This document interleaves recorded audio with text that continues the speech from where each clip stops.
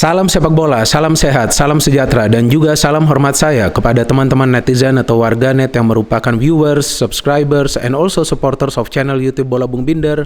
Di konten terbaru hari ini teman-teman sudah jelas dan 1000% pasti, saya ingin memberikan review dari pertandingan Liga Champions, babak 16 besar, leg kedua antara Real Madrid versus PSG yang berakhir untuk kemenangan Real Madrid dengan skor 3-1. Dengan kemenangan ini berarti Real Madrid lolos ke babak perempat final secara agregat dengan skor 3-2 karena mereka berhasil membalikkan keadaan setelah kalah di leg pertama dengan skor 1-0, dan kita bisa perhatikan permainan yang berbeda dari kedua tim di setiap babaknya. Jika di babak pertama para pemain PSG bisa mengurung para pemain Real Madrid dan menciptakan banyak peluang, maka di babak kedua para pemain Real Madrid yang bisa memberikan tekanan kepada para pemain PSG yang bisa lebih banyak menciptakan peluang dan berhasil membalikkan keadaan dengan mencetak 3 gol di babak kedua. Pertandingan ini juga menyita perhatian banyak orang teman-teman karena ada dua penyerang yang ingin mereka tunggu permainannya. Yang pertama tentu dari PSG adalah Kylian Mbappe yang juga dirumorkan akan pindah ke Real Madrid di akhir musim ini, dan di Real Madrid ada Karim Benzema yang walaupun usianya sudah tidak muda lagi tapi dia masih punya kemampuan yang baik dalam urusan mencetak gol. Karim Benzema kita ketahui mencetak hat-trick di pertandingan ini, dan Kylian Mbappe seharusnya juga bisa mencetak hat-trick sih jika saja Courtois tidak melakukan beberapa saves di babak pertama dari peluang yang memang dia dapat. Jadi terlihat peran dari para penyerang kedua tim ini sangat penting teman-teman di pertandingan besar seperti yang kita saksikan dini hari tadi. Dan terlihat para pelatih dari kedua tim mengandalkan strategi menyerang. Tapi cara menyerangnya berbeda. Jika dari PSG mereka coba untuk mengatur tempo permainan dan memberikan umpan true pass atau direct pass ke depan terutama kepada Kylian Mbappe. Tapi dari Real Madrid terlihat mereka coba untuk membangun serangan itu dari sektor sayap karena ada dua fullback yang sering maju dan ada dua penyerang sayap. Di babak pertama terlihat bahwa para pemain PSG bisa dengan begitu pintar menciptakan begitu banyak peluang. Ya karena para pemain Real Madrid yang perlu mengejar ketertinggalan dari leg pertama keluar all out. Seringkali para pemain Real Madrid yang di lini pertahanan itu out of position sehingga Mbappe bahkan Neymar dan juga Messi beberapa kali bisa melakukan penetrasi yang berbahaya, dan Mbappe serta Neymar mendapatkan peluang di babak pertama. Sedangkan dari Real Madrid di babak kedua ketika Ancelotti melakukan pergantian pemain, terlihat mereka bisa memberikan tekanan yang diperlukan khususnya ke lini tengah PSG untuk bisa lebih banyak menciptakan peluang-peluang yang berbahaya dan berhasil mencetak 3 gol. Bagi saya pertandingan dini hari tadi teman-teman berjalan sangat seru dan tentunya menegangkan. Kemungkinan PSG akan lolos ke babak perempat final itu lebih besar karena setelah mereka menang di leg pertama mereka sempat unggul di leg kedua ini kan teman-teman. Tapi para pemain Real Madrid juga memberikan pelajaran kepada para pemain PSG. Yang pertama, bahwa pertandingan sepak bola itu berjalan selama 90 menit. Jadi momen sebagus apapun di 45 menit itu tidak akan berpengaruh jika tidak bisa dipertahankan di babak kedua. Dan mereka juga memberikan pelajaran kedua. Selain juga taktik dari pelatih yang penting, tidak kalah pentingnya adalah mental yang kuat dari para pemain. Nah terlihat di babak kedua mental dari para pemain PSG itu drop.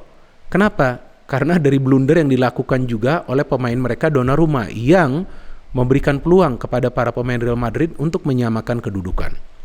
Jadi mental itu sangat penting teman-teman. Apalagi di pertandingan besar seperti dini hari tadi. Yang kita tahu adalah leg kedua. Jika leg pertama tuh mungkin sedikit beda. Tapi leg kedua ini kan menentukan lolos atau tidak ke babak perempat final. Dan akhirnya Real Madrid yang bisa keluar sebagai pemenang. Nah saya ingin dulu memberikan informasi dari lineup kedua tim teman-teman. Triple B selalu memberikan info dari lineup. From the lineup, kita tahu bahwa Real Madrid kehilangan dua pemain penting. Mendy di sektor sebelah kiri fullback digantikan Nacho, dan di tengah kita tahu Casemiro tidak bisa bermain. Dua-dua pemain ini tidak bisa bermain karena terkena akumulasi kartu kuning. Casemiro digantikan Valverde. Kemudian pemain-pemain lain yang turun adalah pemain-pemain yang sama yang bermain di leg pertama. Dan dari PSG ada satu perubahan yang dilakukan oleh Pochettino di lineup, yaitu Neymar yang main dari awal. Sisa pemain adalah pemain yang sama juga yang turun di leg pertama. Dari jalannya pertandingan terlihat para pemain PSG lebih pintar untuk bisa memberikan umpan-umpan yang terukur ke lini pertahanan Madrid, di mana para pemainnya khususnya dua fullback itu ikut dalam proses menyerang sehingga Mbappe mendapatkan free space terus-menerus, bahkan dia mendapatkan cukup banyak peluang Bahkan Neymar juga mendapatkan satu peluang sebelum akhirnya Mbappe bisa mencetak gol. Peran besar dari Neymar yang saya perhatikan di pertandingan ini bermain sebagai false 10. Artinya bermain seperti playmaker palsu. Dia bermain cukup ke dalam. Dia juga beberapa kali membangun serangan dari tengah. Dan dia sebelumnya juga memberikan umpan kepada Mbappe yang hampir saja dia mencetak gol. Tapi kali ini ketika dia memberikan umpan ke Mbappe mengambil keputusan yang cepat untuk melepaskan tendangan yang sebetulnya sudah bisa dibaca oleh Courtois. Sepertinya terkena tangan dari Courtois juga, tapi tetap masuk menjebol gawang dari Courtois. Madrid coba untuk comeback, memang mendapatkan peluang juga dari Karim Benzema, tapi saya melihat sulit sekali untuk Benzema mendapatkan ruang ya di pertahanan dari PSG karena tidak ada pemain lain dari Madrid yang memberikan tekanan kepada para pemain PSG. Saya melihat Kroos ini permainannya cukup lamban, dia memberikan beberapa kali passing juga yang tidak akurat. Modric tidak leluasa bergerak karena dia juga perlu mendapatkan support ya dari lini tengah, tapi saya melihat Kroos tidak memberikan support seperti biasanya. Valverde juga beberapa kali tidak bisa mengimbangi pergerakan dari Modric, sehingga saya melihat bahwa Valverde ini menjadi pemain yang terisolasi di babak pertama, tidak banyak terlihat pergerakannya. Memasuki babak kedua, memang ada pergantian pemain yang dilakukan oleh Ancelotti. Kenapa Ancelotti menarik keluar Kroos dan juga Asensio? Karena selain Kroos terlalu lama menahan bola di tengah, Asensio juga tidak berkembang. Asensio ini saya melihat agak bingung juga ya, bahwa dia sulit sekali mendapatkan ruang bebas. Nah itu juga menyulitkan Madrid untuk mendapatkan peluang, karena kita tahu Madrid mengandalkan dua penyerang sayap mereka juga untuk membangun serangan. Dan ketika Rodrigo masuk, Camavinga masuk, ya terlihat kecepatan dari para pemain Real Madrid bertambah di babak kedua. Ini dua pemain muda, punya energi luar biasa. Dan mereka fight dengan para pemain PSG yang bermain dengan mengandalkan agresivitas yang luar biasa, seperti juga di leg pertama. Saya kan siaran pertandingan ini teman-teman di SCTV kan, dan saya jelaskan bahwa kekuatan PSG itu berada di tengah. Tiga pemain mereka di tengah ini punya peran yang sama, yaitu untuk bisa menjadi filter sebelum para pemain dari tim lawan itu masuk ke lini pertahanan. Dan buktinya di pertemuan pertama, tiga pemain yang di tengah, Danilo, Paredes, dan juga Verratti mendapatkan kartu kuning karena mereka banyak melakukan pelanggaran. Di match ini juga mereka banyak melakukan pelanggaran dan duel-duel dengan para pemain Madrid. Yaitu adalah bagian dari game plan Pochettino. Artinya Madrid perlu memberikan counter pressing. Dan ketika ada Camavinga yang sebetulnya adalah attacking minded player, Camavinga juga fokus dalam urusan mengcover lini tengah untuk bisa mencegah para pemain PSG membangun transisi yang cepat. Dan terlihat dia lebih sinkron permainannya dengan Luka Modric, sehingga Modric punya keleluasaan untuk juga ikut bergerak dengan bola, bukan hanya melakukan pergerakan tanpa bola. Dan akhirnya Donnarumma yang melakukan kesalahan karena mendapatkan tekanan dari Benzema, di mana bola yang dihalau oleh atau yang coba untuk ditendang oleh Donnarumma dari kotak penalti itu justru mengarah kepada Vinicius karena tekanan dari Benzema. Dan Vinicius sebetulnya bisa saja dia coba untuk shooting ke gawang dari Donnarumma karena kan Donnarumma sudah out of position.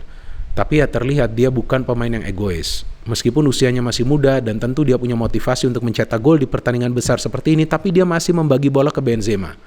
Nah di sini terbukti bahwa ada teamwork yang baik di antara para pemain Madrid. Benzema menyamakan kedudukan, setelah itu terlihat mental dari para pemain PSG ini drop, fokus mereka berantakan.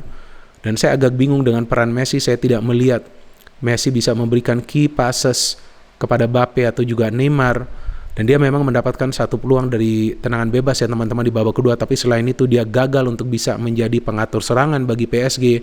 Bahkan ketika duel dengan Modric bisa memenangkan bola dari Messi tanpa melakukan pelanggaran, dia bisa menekel juga dengan baik. Nah di sini terlihat sepertinya Messi out of form di pertandingan ini teman-teman. Dan satu catatan yang unik, bahwa berikut pertandingan ini dalam 7 pertemuan terakhir Messi dengan Real Madrid, dia belum berhasil mencetak gol. Sebetulnya di pertemuan pertama bisa saja dia mencetak gol kan, tapi dia gagal dari tendangan penalti. Dan saya melihat out of formnya Messi ini yang membuat permainan dari PSG sebetulnya nggak kreatif, karena mereka lebih cepat memberikan bola ke lini depan kepada Mbappe. Yang Mbappe bisa saja memanfaatkan ruang di pertahanan Madrid, tapi kan hanya di babak pertama. Babak kedua hilang juga dia, nggak banyak kelihatan juga. Beberapa kali memang dia dicegah untuk melakukan pergerakan cepat. Dan kemudian ketika itu ada Vazquez yang masuk. Nah ketika Vazquez masuk, nah saya udah feeling nih, wah Madrid akan all out nih. Karena nothing tulus untuk Madrid.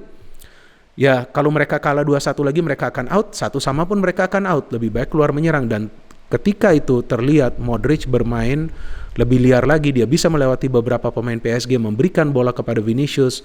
Lagi-lagi Vinicius tidak egois, bisa saja dia syuting langsung, tapi dia memberikan bola lagi kepada Modric. Modric memberikan umpan yang terukur kepada Benzema sambil memutar badan dia syuting, terkena Marquinhos dan bisa menjebol gawang dari Donnarumma. Sudah 2-1, baru kali ini saya yakin Madrid akan comeback dengan skor 3-1 karena sudah porak-poranda pertahanan dari PSG. Mereka tidak bisa menahan serangan dari para pemain Real Madrid dan akhirnya Benzema bisa mencetak gol lagi. Kembali peran besar dari Vinicius Junior yang memberikan tekanan kepada Marquinhos. Ternyata bola itu yang coba dihalau mental dan bola liar tersebut justru mengarah ke Benzema yang sekali tendang berhasil menjebol gawang dari Donnarumma dan membuat skor sementara menjadi 3-1 dan sebetulnya Madrid kembali mendapatkan beberapa peluang. Tapi saya pikir ya dengan menang 3-1 juga mereka puas lah. Mereka bisa lolos kan ke babak selanjutnya dan terlihat di pertandingan ini bagaimana pentingnya mental ya di atas taktik. Jadi taktik itu penting teman-teman. Saya tidak mengatakan taktik itu tidak penting. Taktik permainan itu sangat penting. Tapi di atas itu para pemain juga perlu punya mental yang kuat. Jika mentalnya gak kuat, ya apa gunanya lah taktik tersebut. Nah jadi ini adalah pelajaran untuk para pemain PSG dan tentunya untuk Pochettino bahwa janganlah terlalu percaya diri. Ya, dan ingat, pertandingan itu sepak bola, ya, pertandingan sepak bola itu 90 menit, bukan 45 menit. Mau main sehebat apapun di 45 menit pertama masih ada 45 menit babak kedua. Nah, dengan perjuangan hebat para pemain Real Madrid bisa membalikkan keadaan, bisa comeback dan bisa lolos ke babak perempat final. Banyak yang mungkin menilai bahwa Real Madrid beruntung. Saya pikir gak beruntung, tapi mereka tahu game plan-nya seperti apa di babak kedua. Pressure lah itu para pemain PSG. Jangan memberikan mereka ruang untuk mengatur tempo permainan. Dan mereka berhasil melakukan itu. Pergantian pemain dari Ancelotti terbukti jitu karena dua pemain yang masuk bisa mengubah flow of the game dari Real Madrid. PSG main bagus, tapi hanya di babak pertama. Babak kedua saya kira mereka bermain dengan 10 pemain karena mereka tidak bisa menyerang ke pertahanan dari Real Madrid seperti mereka lakukan di babak pertama karena sudah bisa dibaca. Ya bola terus-menerus diberikan kepada Mbappe. Nah maka itu Mbappe segeralah pindah ke Real Madrid ya jika Anda juga ingin merasakan menjadi juara Liga Champions. Karena PSG kembali gagal menjadi juara Liga Champions. Dan kembali ini adalah bukti bahwa tim itu tidak hanya bisa dibangun dengan mengandalkan kekuatan uang, kekuatan finansial. Perlu juga pemain-pemain yang mentalnya kuat. Kita lihat ada Luka Modric, ada juga Rodrigo, ada juga Vinicius Junior dan Karim Benzema. Begitu tenang pemain ini, dia bisa mencetak hat-trick, dia memberikan contoh kepada Mbappe. Ya gak perlu lari terlalu banyak juga, yang penting ya efektif saja di depan mulut gawang ya. Jadi kita tunggu saja nanti, tim mana lawan dari Real Madrid di babak perempat final mungkin juga salah satu klub asal Inggris yang akan menjadi lawan dari Real Madrid nanti. Ya bisa juga nanti lawannya Bayern Munich, tapi ya saya berharap kalau Real Madrid mau ketemu Bayern Munich ya di final aja. Pasti nanti akan terjadi duel yang hebat. No hit, only football, salam sepak bola.